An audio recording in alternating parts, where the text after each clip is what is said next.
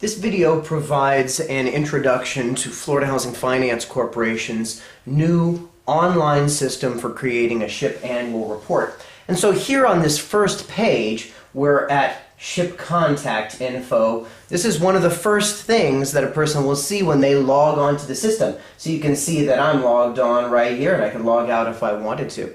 Who specifically is most responsible for creating the annual report? There's a contact for a report. And then there's also this section here that provides a general SHIP contact for the county or the city. This information will be published on Florida Housing's website. So after entering information in here, it's also helpful to notice that more than one person could be active in creating this annual report. If we click on the User tab, then we have the opportunity to create as many users as we want to be on this system.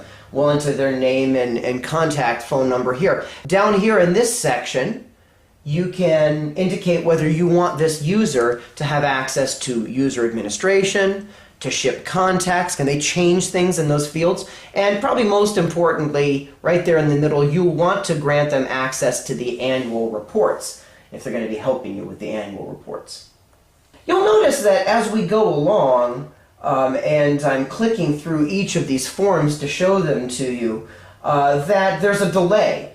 And certainly there's going to be a delay. The connection now with turning in our annual reports happens over the internet. This annual report is designed, as we have seen in the past, with all kinds of built-in formulas to calculate totals, to calculate percentages of how much money has been spent. All those types of things that we're used to seeing in the old Excel version of the annual report are still here with us in this new report. In fact, there's also some other built-in formulas called validations, which go far beyond what we've seen in the past with assessing mistakes on the annual report before it even gets submitted. More about that later.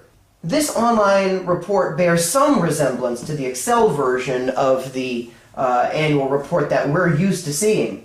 Here's one notable thing that's different is that, take here as an example, form number 2. Each of the questions on form number 2 is tucked away until you click this very small plus sign in front of each of the questions, and then more information pops up. This is a good example right here. A whole little table pops up. If you wanted to, once you've added information, you could tuck it away again.